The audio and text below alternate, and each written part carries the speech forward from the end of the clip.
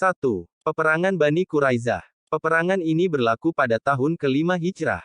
Setelah tentara Ahzab telah ditewaskan, maka malaikat Jibril alaihi salam telah memberitahu Rasulullah shallallahu alaihi wasallam bahwa Allah subhanahu wa ta'ala telah memerintahkan Nabi agar pergi ke perkampungan Bani Quraizah. Bani Quraizah ialah satu puak Yahudi yang telah terlibat bergabung dengan tentara Ahzab, mengepung umat Islam semasa perang Ahzab.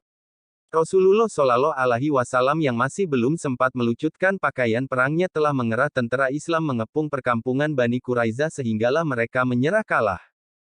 2. Perjanjian Hudaibiyah. Peristiwa ini terjadi pada bulan Zulkaidah penghujung tahun ke-6 Hijrah.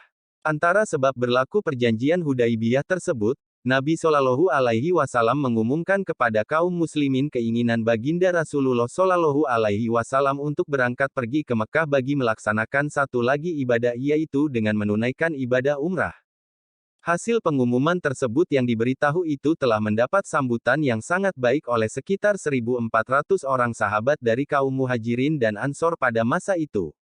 Nabi Muhammad Shallallahu Alaihi Wasallam beriram untuk ibadah umrah tersebut di tengah perjalanan dan membawa bersama-sama binatang yang boleh disembeli atau dikorbankan, al-hadiyu, supaya ianya menjadi petunjuk atau sebagai memberitahu kepada orang-orang lain bahwa Nabi Muhammad Shallallahu Alaihi Wasallam keluar sedemikian bukan untuk bermaksud untuk berperang, tetapi ianya semata-mata untuk menziarah ke Baitullah, yaitu Ka'bah. Bagi menunaikan ibadah umrah tersebut. Dalam perjalanan ke Makkah, Rasulullah Shallallahu Alaihi Wasallam telah disekat oleh kafir Quraisy dan dihalang dari memasuki Makkah. Berlaku beberapa perundingan dan ia membawa kepada perjanjian damai yang dinamakan Perjanjian Hudaibiyah. Dalam perjanjian itu, Rasulullah Shallallahu Alaihi Wasallam dibenarkan memasuki Makkah dan mengerjakan umrah hanya pada tahun hadapan serta tahun seterusnya dan gencatan senjata selama 10 tahun di antara Makkah dan Madinah. 3. Bai'atur Ridwan. Peristiwa ini berlaku sebelum terjadinya perjanjian Hudaibiyah. Rasulullah Shallallahu Alaihi Wasallam telah mengutus Utsman radhiyallahu anhu ke Makkah untuk membahas masalah mengapa rombongan Rasulullah Shallallahu Alaihi Wasallam dihalang dari memasuki Makkah untuk mengerjakan umrah. Sesampainya di sana Utsman bin Affan radhiyallahu anhu ditahan selama beberapa waktu oleh orang-orang Quraisy. Dalam pada itu sampailah berita kepada Nabi Muhammad Shallallahu Alaihi Wasallam bahwa Utsman bin Affan radhiyallahu anhu telah mati dibunuh oleh orang-orang Quraisy. Maka Nabi Muhammad Shallallahu Alaihi Wasallam dengan lantangnya menyatakan tekadnya, kami tidak akan tinggal diam hingga kami berhasil menumpas kaum Quraisy. Kemudian Rasulullah Shallallahu Alaihi Wasallam mengajak berbaiat. Maka terjadilah baiatur Ridwan di bawah sebatang pohon di tempat tersebut.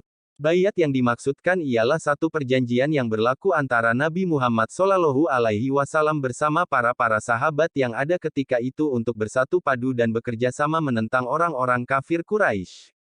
Para sahabat berbaiat kepada Nabi Muhammad Shallallahu Alaihi Wasallam untuk tidak takut dan lari meninggalkan medan perang sebagai tanda membalas dendam di atas kematian yang menimpa sahabat baginda Rasulullah Shallallahu Alaihi Wasallam. Sementara itu Rasulullah Shallallahu Alaihi Wasallam menepukkan tangannya yang satu ke tangan yang lain seraya berkata, pembaiatan ini untuk Utsman bin Affan.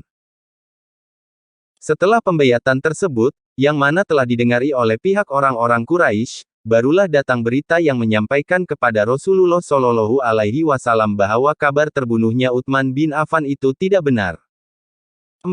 Berlakunya Haji Widak. Pada tanggal 25 Zulkaidah tahun ke-10 Hijrah, Rasulullah Shallallahu Alaihi Wasallam meninggalkan kota Madinah untuk menuju ke kota Makkah bagi menunaikan Haji Widak, haji penghabisan. Baginda disertai seramai 10.000 kaum muslimin.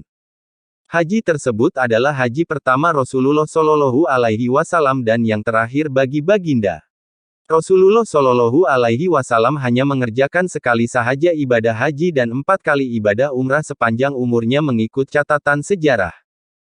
5. Kematian Syekhul Islam, Ibnu Taimiyah.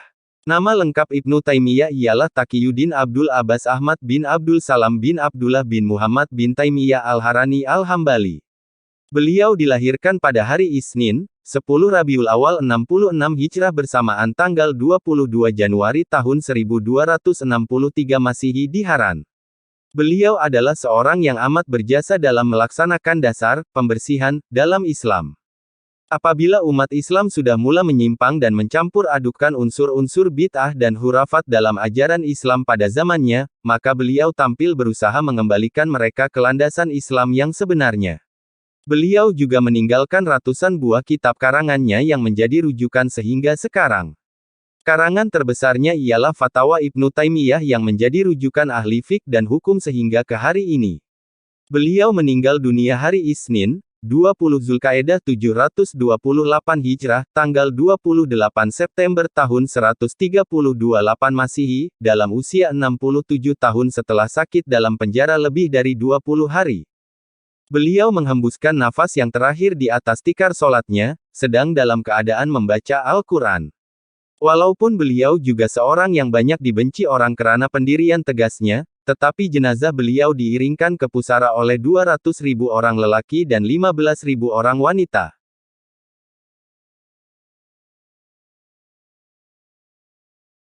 Kelebihan bulan Zulkaidah. Bulan Zulkaidah adalah satu dari 4 bulan haram. Bulan haram adalah bulan yang amat dimuliakan.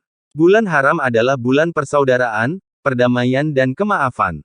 Masyarakat kafir Quraisy menangguhkan permusuhan dan peperangan di bulan haram, maka kita sebagai umat Islam hendaklah lebih menghormati bulan-bulan haram ini. Eratkan silaturahim, yang bermusuh damaikanlah, yang berdendam berlapanglah dan yang renggang rapatkanlah, insya Allah hidup penuh berkat dan harmoni. Tiada ibadah khusus dalam bulan Zulkaidah. Bulan Zulkaidah adalah bulan permulaan musim haji. Namun begitu sebahagian besar ulama mengatakan bahwa umrah adalah lebih afdol di bulan Zulkaidah berdasarkan Rasulullah Shallallahu Alaihi Wasallam mengerjakan umrah beliau di bulan Zulkaidah dan haji tamattu juga dimulakan di bulan Zulkaidah. Daripada Abu Bakrah, 1. Sesungguhnya Rasulullah Shallallahu Alaihi Wasallam telah bersabda, maksudnya, sesungguhnya zaman itu berputar sejak awal waktu Allah menjadikan langit-langit dan bumi. 1 tahun mengandungi 12 bulan ini, darinya 4 bulan haram, 3 dari 4 bulan ini berturut-turutan yaitu Zulkaidah, Zulhijjah dan Muharram dan 1 bulan berasingan ialah Rejab di antara Jamadil Akhir dan Sya'aban.